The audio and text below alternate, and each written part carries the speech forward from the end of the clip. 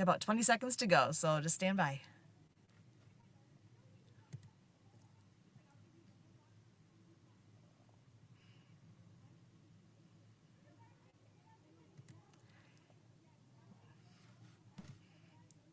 We are backstage for the radio show. We are just about to begin.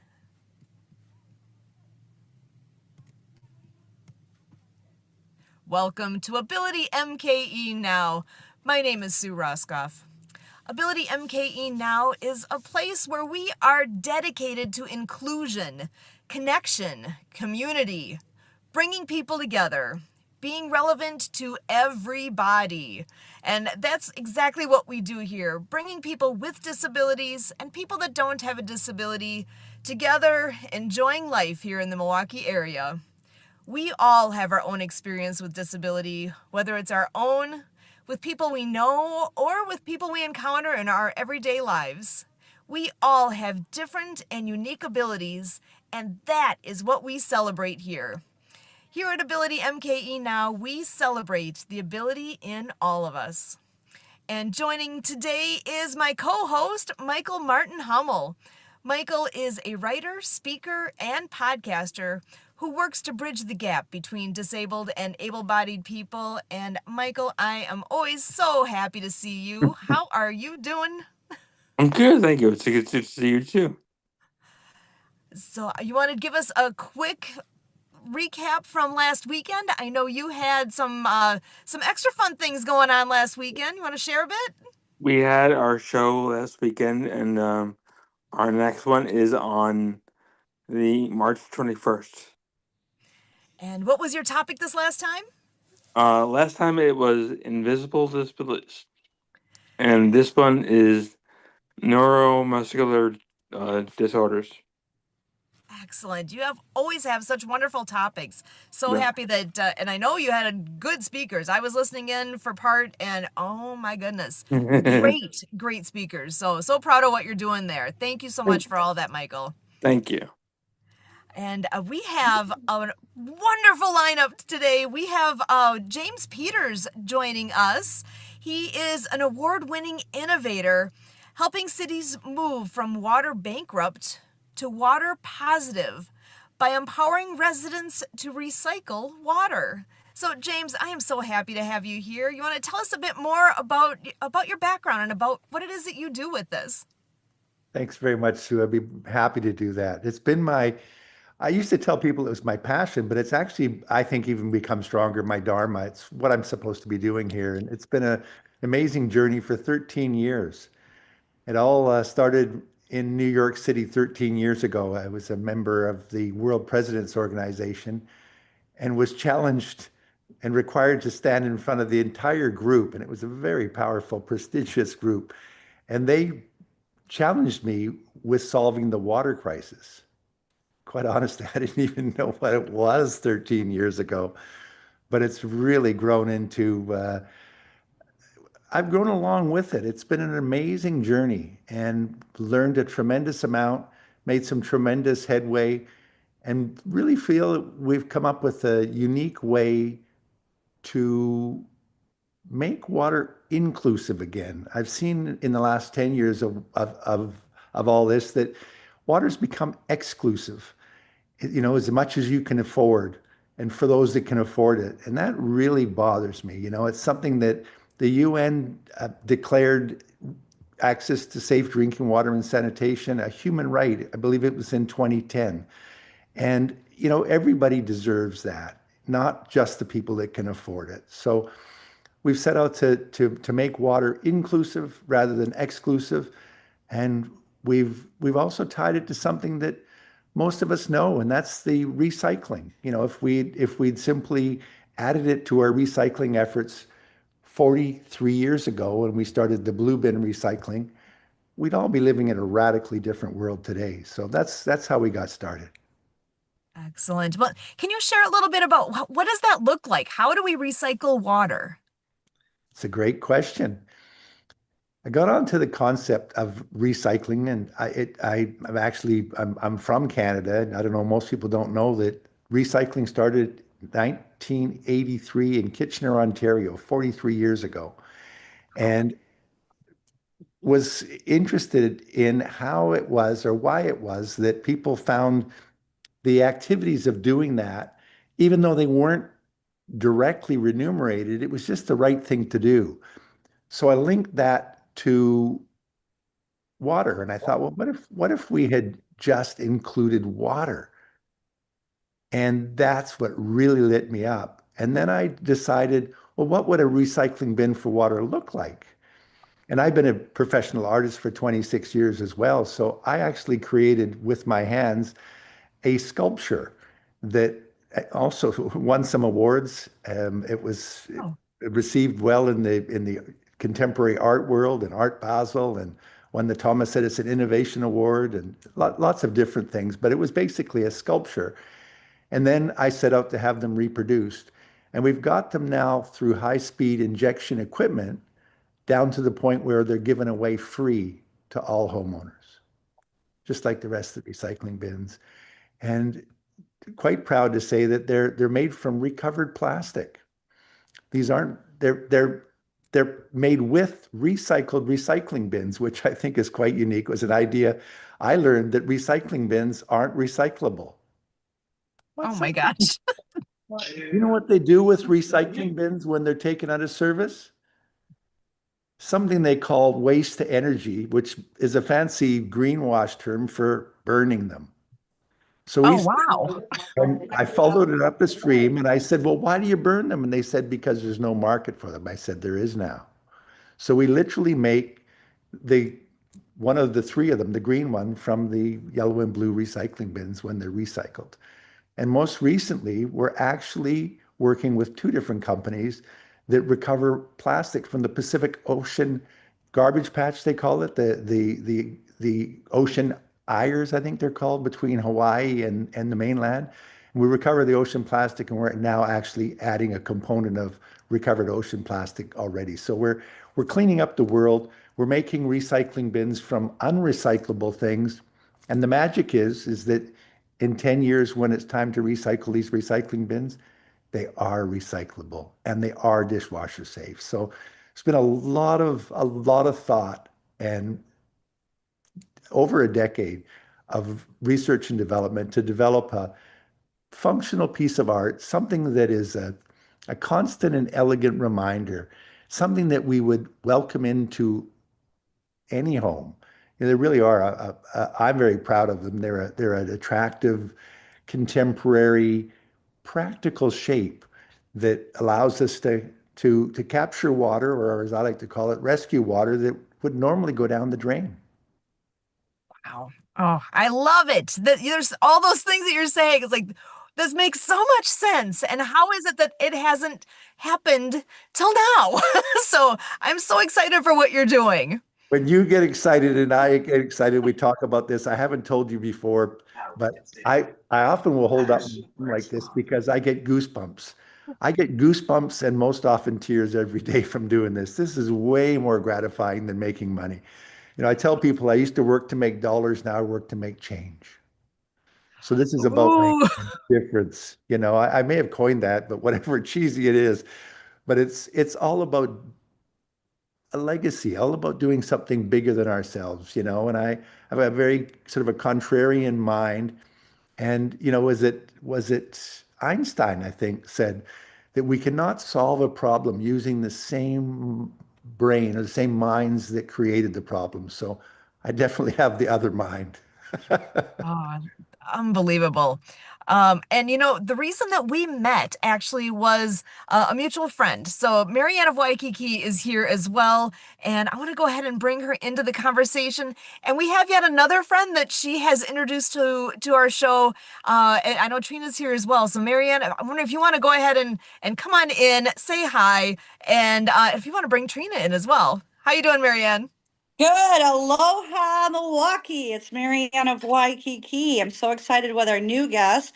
And this month is, well, we're celebrating World Water Day, March 22nd, with the United Nations. And Leon McLaughlin Clean Water Foundation is a guest speaker, usually the latter part of our podcast on Saturdays.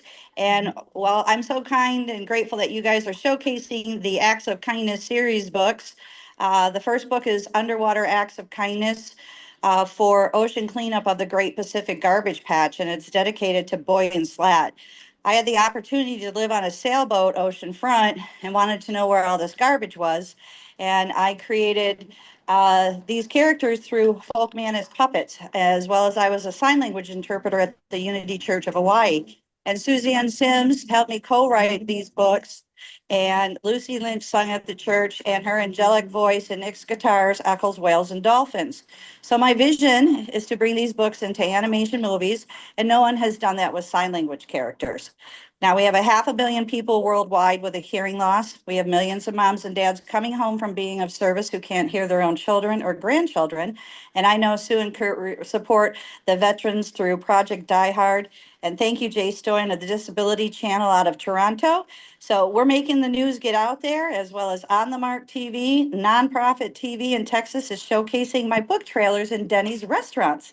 So I want to introduce our other guest, Trina Redmond, who I met in San Carlos, Mexico, where we are creating this World Water Day catamaran sail with Brennan, the sound bath healer. We're going out with dolphins, and I'm going to do a book signing down here. I'm so excited. And Trina's been so kind to read the chapters of the books because she was a daycare director up in Canada. She's working in the schools and doing other things and sharing her time with us every Saturday and reading a chapter. And I highlight Pelicans who say, yes, I can. They pick up the cans in San Francisco and pennies for the dollar because we have Miss Penny as her sidekick. It's a great story. So when you're talking about those pennies, you know, we kind of have some fun and pun in the book. So I'd like to introduce Trina. Sue, if you want to ask her some questions, and all classroom teachers in the United States of America can receive copies of the books from donorschoose.org. And you can visit the website www.actsofkindnessseries.com. Take it away, Sue and Trina. Aloha. Awesome. Thank you so much, Marianne. Trina, so good to see you. How are you? I'm great. Fantastic. Thank you. Just to touch on myself a little bit, I am an early childhood educator, a mom and a grandma, and someone who is deeply believing in small acts of kindness. I'm just so proud of Marianne of Waikiki for doing what she's done thus far. It was a great joy to be reading your books. And thank you for having me tonight. So when I was reading those Acts of Kindness series, the book, it hit home. And I'm from Saskatchewan, Canada. So I'm the farthest from the ocean you can imagine. But any opportunity I get, I am down. And that's how I met Marianne in San Carlos, Mexico. I was living down there for 4 months last winter, and here we go. Here we are. Anyways, just the beauty of the ocean, it draws me, and I don't know if it's because I'm born so far away from it or not, but and my education for children, I just believe that the younger you can start, right? The younger you can start them, the longer it sits with them, and they're so easy. They love the joy. They have an understanding and a caring, right? Mhm. That is unbelievable. So I just like to start them when they are young. I usually get them 1 to 5 years old. Now I'm at the 5 to 10 year old range in the school system, but that's okay because just today in science class in my grade 2 room, we are just talking about water conservation, and they're just what, what? And so the question to them today was, what would the world be like? Where would we be without water? Well, I was so impressed with their answers already in grade 2. There'd be no plants, there'd be no fish, and then all of a sudden, we'd be dead. Now, that's very moving. I loved that. I mean, in a good way. I love that because they know, right? And they're so excited. There's recycling bins all over the schools here in Canada, and recycling bins outside in the houses, and it's a certain pickup on a certain day of the week here. So we are very proudly supporting and hoping that water conservation could be more readily available to everyone on the planet. I love that. So it just makes me think here. So James, with what you're doing, where do you see this going? How do you see what you're doing progressing into the future here? Because I think we need more people to know what you're doing and to keep spreading that word. Where do you see things going? Well, I've got goosebumps again, and I couldn't get over how we were both talking about the Pacific garbage patch. And Trina, I'm also Canadian, and she talked about water conservation and recycling. What we have is the nexus of those. We've brought recycling and water conservation together. The kids are going to love it, and it's something that anybody can do. And so really that's where I see it going into everybody's home. Ultimately, they'd be added to our conventional or existing recycling efforts, delivered free to residents. And the entire system you can convert any home in approximately 3 minutes with DIY, and it's free to homeowners. Certainly work with schools. You can see it all in a show and tell TED Talk on the foundation's website. It's at showerpot.org, all the information about it. Again, it's all free. There's nothing for sale, nothing sold, delivered to your house, just the same way the other recycling bins are done. But when we started recycling 43 years ago, sadly, misfortunately, just horrifically, we forgot to include water. So now we've got the ability to start fixing that. And we've joined exactly what you were talking about, Trina. We've brought water conservation and recycling together. 96% of us understand and support recycling, and we recycle all kinds of things, but we've forgotten water. Other than oxygen, there's nothing more vital to our existence. And even the grade 2 kids know it. 3 days, we could be dead without water. We can live without glass jars or aluminum or plastic, whatever it is. But ultimately, it's the second most vital part of our existence, and we forgot it. So here's the nexus. So ultimately, I see this in every home in North America. Now, one of the things that I didn't get into at the beginning, and a real motivation is I read an article at the very beginning of all this from a local pastor that said just 12% of the population of the world uses up 85% of the drinkable water. We waste half of it, are Ow. running out, and fighting over it. That's my motivation. That's wrong. So this is something for the entire world, but really needs to be focused on fixing North America. We've gone water bankrupt, and I'm here to help them go water positive. And for those that don't know the term, I've been using it for years, but it's really become on vogue or popular right now. But water positive is putting something back. And here's something for the kids or for all ages. We Our aquifers are like our piggy banks. They're there for our not rainy days, but we've been relying on them because we've been overdrawing. So we just don't have the reserves any longer. So when we run into wildfires like they did in Hawaii, Maui burnt down, California burnt down because their piggy banks are empty. So water positive is going beyond sustainability to actually putting water back. And this is all part of this same movement. We talk about sustainability, and that's fine. We move towards that. But quite honestly, sustaining a lot of what we're doing just isn't good enough. It's borderline insanity. So we've got to go positive. And that's what we do with the recycling efforts, with the education, with the toilet modification, simple tools, all free. Everybody gets equal access. There's no charge, and we start putting water back into our piggy banks. Go water positive. That's what I see. And we start with the younger generation because some of the older generation it's taken for granted, right? So that Mhm. the knowledge is the power, and the quicker and the earlier in a life we can give the knowledge, the more power we give them. These children are going to be the ones that are running our planet in the future, And right? you know what? It's So our who better? generation. Yeah, It's who our better? generation that have messed it up. One of my Yeah, heroes yeah. was Jane Goodall. And she said, one of the things I still have to do, and this was just a few years ago, she said, I would interview what she called young people, and they were angry that we'd messed up their future and their children's future. And she said, but I interview them now 10 years later, and they're despondent. What have we done in 43 years? We need to fix that for our children and our children's children. That's what we're supposed to do. Start going back positive, fixing the damage that we've done. We don't have right to do that. Mhm. Mm, amazing. Yeah. Michael, I just want to pass it over your way. Did you have any questions? I just wanted to comment that I love what you're doing, and I have obviously known about recycling, but I didn't know the depth of which you can recycle water and the the issues that are happening right now. So I applaud what you're doing. Thank you very much. I appreciate it. It's interesting. In the 13 years I've been doing it, there's only one source for recycling bins for water. It seems to me to be a no-brainer, and you'd expect there to be all kinds of them out there, all kinds of solutions, but this is it.